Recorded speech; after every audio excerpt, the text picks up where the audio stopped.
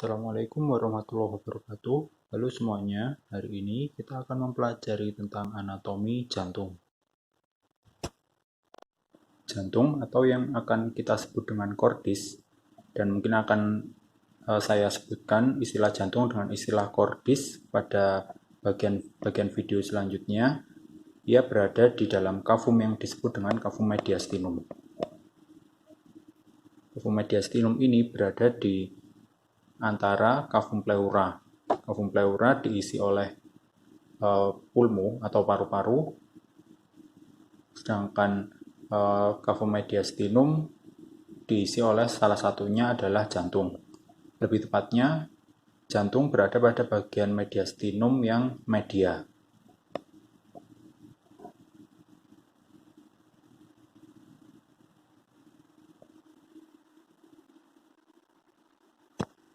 Apabila bagian paru kita angkat, maka dapat kita lihat jantung berada pada kavum mediastinum.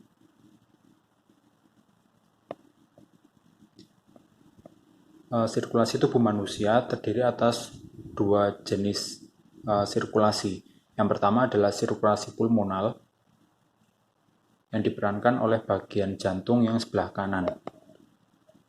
Kita mengatakan kanan atau kiri, kita memperhatikan lokasinya pada orang lain, seperti itu. Jadi bagian ini adalah bagian yang kanan atau dextra, sedangkan bagian yang ini adalah bagian yang sinistra. Dan ini adalah bagian atriumnya, ini atrium sinistra, dan ini adalah ventricle yang sinistra. Sirkulasi pulmonal berfungsi untuk mengangkut darah yang kaya dengan CO2 yang dibawa oleh yang diangkut dari seluruh tubuh begitu ya, setelah dipakai untuk proses metabolisme. Kemudian aliran darah yang kaya dengan CO2 akan dibawa menuju ke atrium yang dextra. Kemudian dari atrium yang dextra ini akan dipompakan, dari atrium yang dextra dilanjutkan ke ventricle dextra, akan dipompakan menuju ke paru, yang nantinya darah yang kaya CO2 ini akan diganti dengan O2 pada kapiler yang ada di alveoli paru. Kemudian setelah dari paru, darah akan dibawa menuju ke bagian jantung yang sebelah kiri, dimulai dari bagian atrium, kemudian ke bagian ventricle, kemudian dari bagian ventricle, darah yang sudah kaya dengan O2 ini akan diedarkan ke seluruh tubuh melalui bagian aorta. Pertama, kita akan mempelajari bagian luar dari jantung atau kordis. Terdapat beberapa bidang yang membentuk kordis apabila kita melihatnya dari bagian anterior atau bagian depan, gitu ya. Yang pertama adalah bidang yang berada di bawah, bagian permukaan yang ada di bawah dari jantung, gitu. Ini disebut dengan bagian apex cordis, yang merupakan bagian dari ventricle sinistra. Apex cordis ini merupakan bagian yang letaknya paling superficial dari bagian kordis ini, sehingga kita dapat mendengar suara detak jantung itu apabila kita meletakkan stetoskop kita pada bagian apex cordis ini. Apex artinya adalah puncak, di mana jantung ini berarti dapat kita simpulkan bahwa puncaknya berada di bawah, sehingga bagian yang berseberangan dengan dia disebut dengan bagian basis atau bagian dasarnya. Nah, bagian basis kordis ada di bagian superior ini, di mana di sana terdapat pembuluh darah besar yang keluar dari jantung. Di antaranya di sini yang dapat kita lihat adalah adanya truncus pulmonalis. Pada bagian yang lebih inferior terdapat aorta, dan di sini kita juga dapat melihat ada vena cava superior. Kemudian ada bidang yang berada di bagian kanan yang ada di sini. Bidang ini disebut dengan margo obtusus. Margo acutus. Sedangkan bagian yang sebelah kiri ini disebut dengan margo obtusus.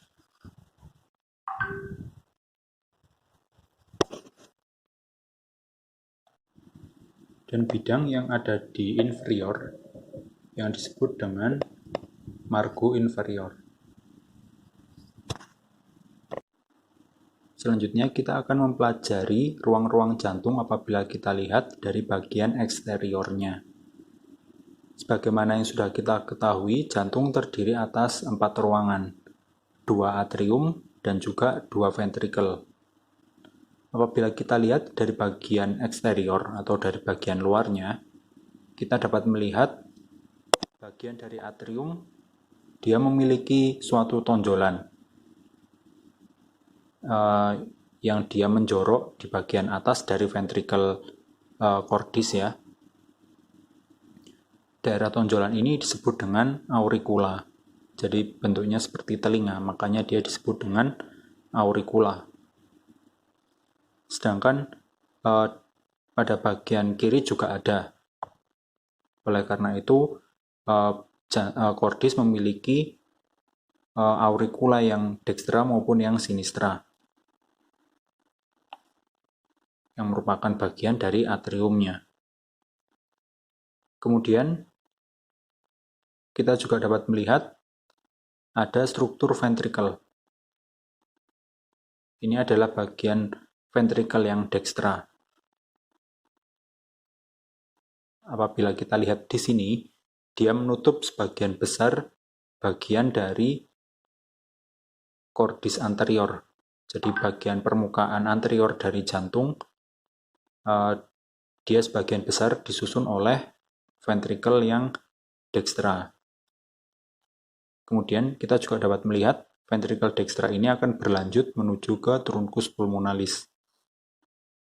Sebelum nantinya dia akan bercabang menjadi arteri pulmonalis yang sinistra dan arteri pulmonalis yang dekstra, yang nantinya dia akan menuju ke pulmo.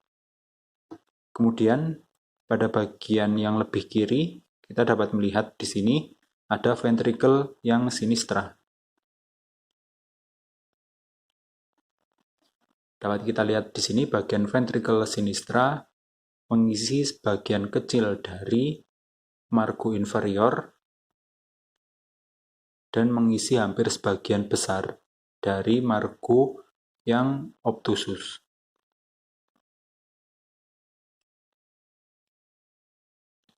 Antara ventricle yang dekstra dan sinistra dipisahkan oleh suatu sulcus yang disebut dengan sulcus interventricularis. Apabila dari depan, ini disebut dengan sulcus interventricularis yang anterior. Kemudian dapat kita lihat juga pada bagian belakang. Di sini adalah letak pertemuan antara ventricle yang dekstra dan sinistra. Terdapat suatu cekungan yang analogi dengan yang ada di bagian yang lebih depan. Struktur ini disebut dengan sulcus interventricularis yang posterior.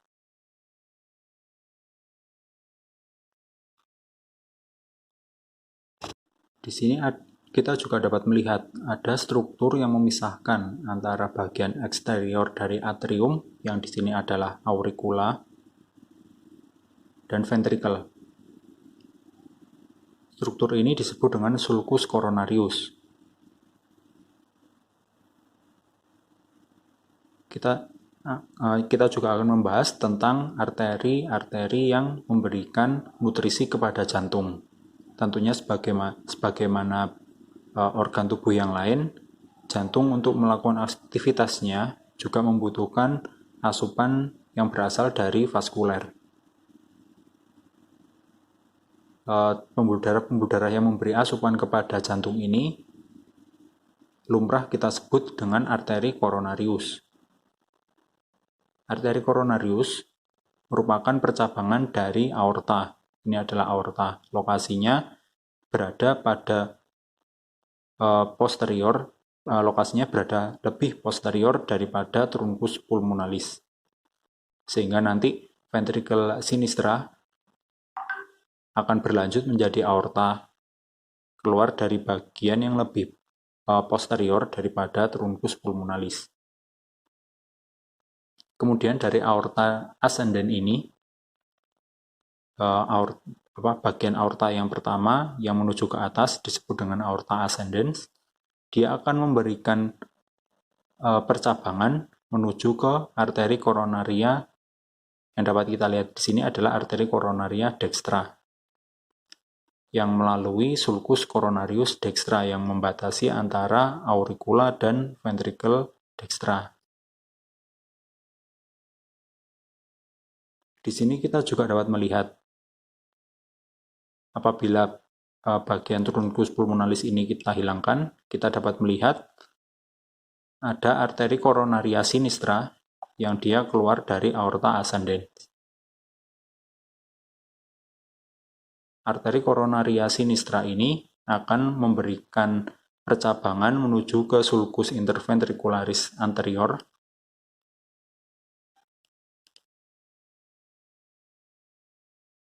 disebut dengan ramus descendens anterior. Kemudian dia juga akan bercabang menjadi ramus circumflexa yang nantinya dia akan menuju ke bagian belakang dari cordis, memberikan asupan nutrisi bagi ventricle yang sinistra terutama.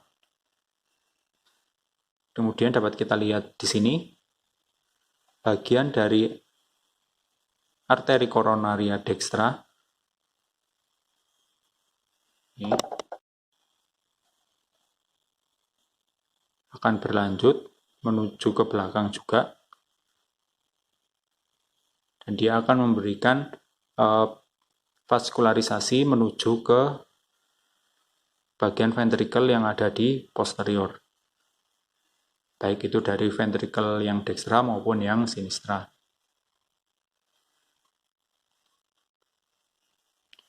Kemudian tentunya ada arteri, ada juga vena. Cabang-cabang dari arteri tadi itu setelah aliran darahnya dipakai, jadi setelah oksigen dari aliran darah yang ada di arteri-arteri, cabang-cabang arteri koronaria tadi dipakai, maka dia akan dikembalikan melalui vena-vena cordis. Vena cordis itu ada yang di bagian depan, ada yang di bagian belakang, dan lain sebagainya. Kemudian dia akan pada akhirnya bermuara pada suatu struktur vena besar yang disebut dengan sinus coronarius. Sinus coronarius ini kemudian akan mengangkut darah yang sudah kaya dengan CO2 tersebut, kemudian dialirkan menuju ke atrium yang dextra.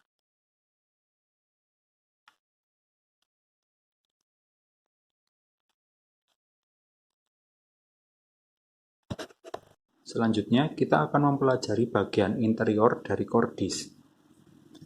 Secara umum, bagian interior dari cordis akan kita bagi menjadi bagian interior yang berada di atrium dan bagian interior yang berada di ventricle. Bagian-bagian yang secara umum ada pada ventricle ini ada baik di atrium yang kanan maupun atrium yang kiri, baik ventricle yang kanan maupun yang ventricle yang kiri. Nah, struktur-struktur yang secara umum ada di atrium maupun ventricle itu apa saja? Ialah berikut. Yang pertama, pada atrium. Pada atrium terdapat tonjolan-tonjolan pada dinding atrium ya. Ini adalah tonjolan-tonjolan tulang yang dia berfungsi untuk membantu aliran darah dari atrium menuju ke ventricle. Struktur ini disebut dengan musculi pectinati. Jika kita lihat pada bagian yang lebih superior dan posterior, kita akan dapati daerah yang lebih kosong. Nah, musculi pectinati ini akan berada berkelanjutan sampai suatu batas yang nantinya setelah batas itu kita dapati dinding atrium yang lebih licin ini. Batas tadi disebut dengan crista terminalis. Dia ada di sini.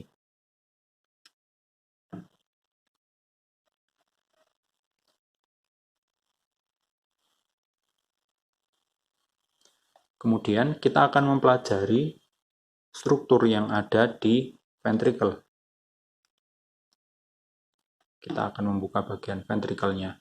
Dapat kita lihat antara ventricle yang dextra dan ventricle yang sinistra akan dibatasi oleh suatu sekat yang disebut dengan septum interventricularis.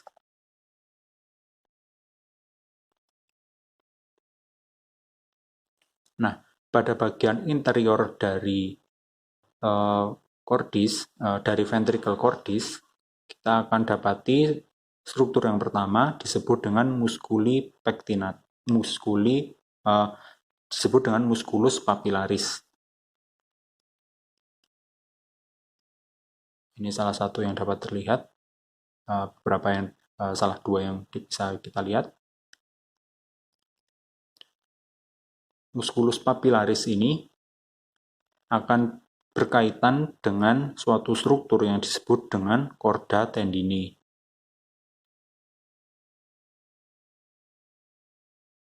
Jadi chorda tendinae itu berbentuk seperti kabel-kabel begitu ya, yang jumlahnya banyak dan berkelompok gitu, yang nantinya akan terhubung menuju ke suatu daun pintu ya, yang membentuk bagian valvula dari jantung yang disebut dengan cuspis.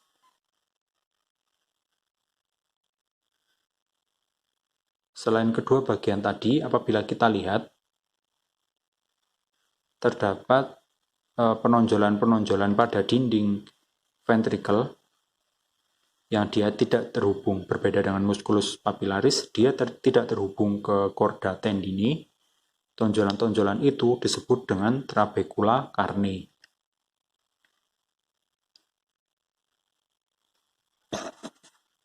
Aliran darah dari ventricle dextra akan dialirkan menuju ke truncus pulmonalis. Truncus pulmonalis ini kemudian akan bercabang menjadi percabangan yang menuju ke pulmo sinistra dan percabangan yang menuju ke pulmo dextra yang melewati bagian bawah dari arcus aorta dan juga melewati bagian posterior dari aorta ascendens dan vena cava superior. Ini adalah percabangan yang dextra yang akan menuju ke pulmo dextra. Selanjutnya kita akan mempelajari tentang cabang-cabang pembuluh darah dari jantung. Seperti yang telah kita ketahui bersama, bahwa dari ventricle yang sinistra, aliran darah akan dilanjutkan menuju ke aorta. Aorta yang pertama ini disebut dengan aorta ascendens. Dia mengarah menuju ke atas. Kemudian tepatnya pada bagian tempat perikardium itu berakhir, aorta akan membentuk suatu pembuluh darah yang menuju ke belakang dan berarah ke bawah. Jadi seperti ini. Sehingga dia disebut dengan arcus aortae. Pada arcus aortae ini, dia akan bercabang menjadi beberapa cabang yang penting, yang nantinya dia akan memberikan asupan darah menuju ke struktur kranium atau kepala, cervical atau leher, dan ekstremitas superior atau bagian lengan. Nah, yang pertama adalah dari bagian arcus aorti percabangan yang ada di dekstra ini. Jadi sebelumnya dia akan bergabung dulu menjadi suatu aliran suatu pembuluh darah begitu ya, yang disebut dengan truncus brachiocephalica. Kemudian dia akan bercabang menjadi arteri karotis yang dekstra dan arteri karotis yang sinistra. Arteri karotis yang dekstra dan arteri subclavia dekstra.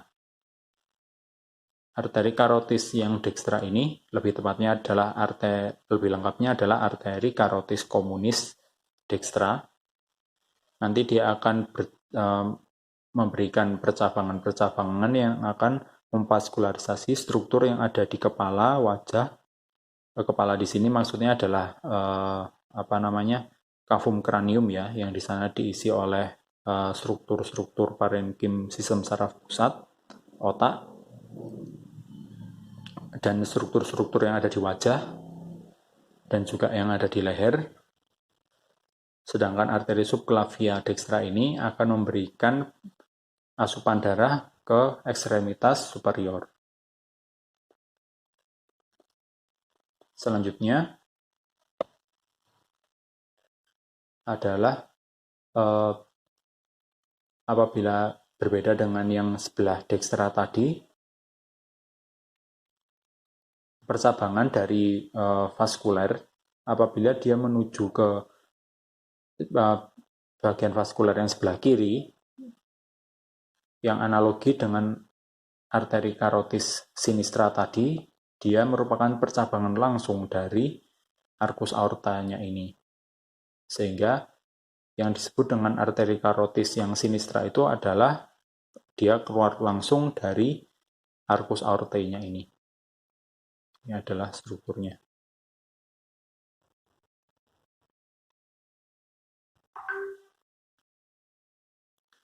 Kemudian ada arteri subclavia, yang dia juga merupakan percabangan yang keluar langsung dari arcus aorta. Nah, ini adalah perbedaan konfigurasi dari arteri karotis communis dan arteri subclavia yang ada di dekstra maupun yang sinistra.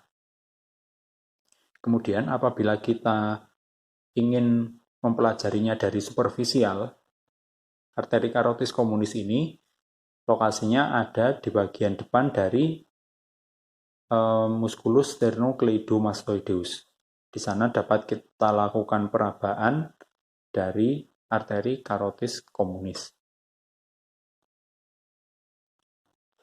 Kemudian setelah dari arcus aorta ini, dapat kita lihat di sini, dia akan berlanjut menuju ke aorta descendens, atau nama lainnya adalah aorta thoracalis, yang akan memberikan percabangan-percabangannya yang memvaskularisasi struktur-struktur yang ada di cavum thorax, terutama pada bagian dinding-dinding cavum thorax. Kemudian setelah itu dari aorta thoracalis dia akan menembus diafragma pada hiatus aorticus dan menjadi aorta abdominalis.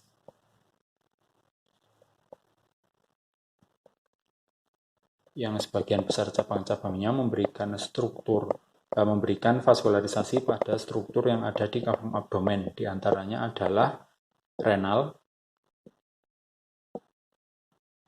Pada arteri renalis ini, kemudian kelenjar suprarenal melalui arteri suprarenalis, kemudian cabang-cabang yang menuju ke anterior, yang menuju ke organ-organ digestif. Salah satu di antara cabang anteriornya adalah dia menuju ke organ reproduksi. Lokasinya adalah di sini. Dia disebut dengan struktur arteri gonadalis. Apabila pada pria, dia disebut juga dengan arteri testicularis atau arteri spermatica. Sedangkan pada wanita, dia disebut juga dengan arteri ovarica. Yang nantinya dia akan berlanjut dan berjalan bersama dengan vena testicularis yang bermuara pada vena cava inferior ini. Kemudian dia bersama-sama akan menuju ke canalis inguinalis. Ini adalah manekin yang laki-laki.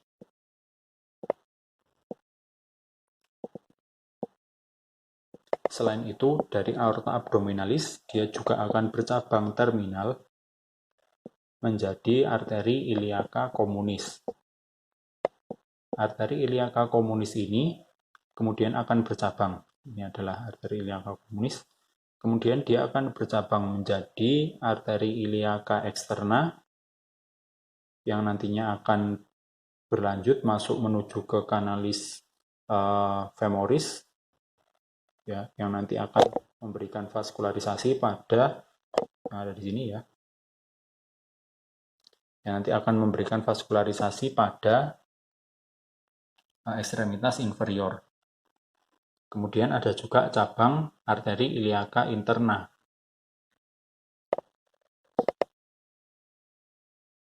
Arteri iliaca interna, ini salah satunya yang dapat kita lihat, ya, yang akan memberikan vaskularisasi pada organ-organ yang ada di cavum pelvis.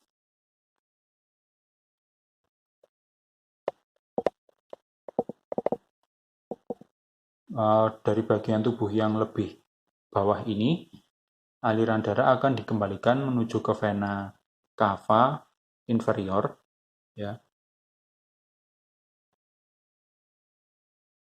yang nanti akan menembus diafragma pada lokasi yang lebih atas di sini.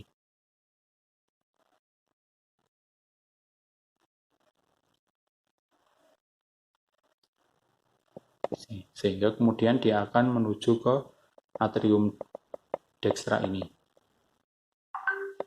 Kemudian dari bagian tubuh yang lebih superior, dia akan dialirkan, ya, melalui vena brachiocephalica terlebih dahulu, terus kemudian dia akan menuju ke vena cava superior, yang kemudian dia juga akan bermuara menuju ke atrium yang dextra.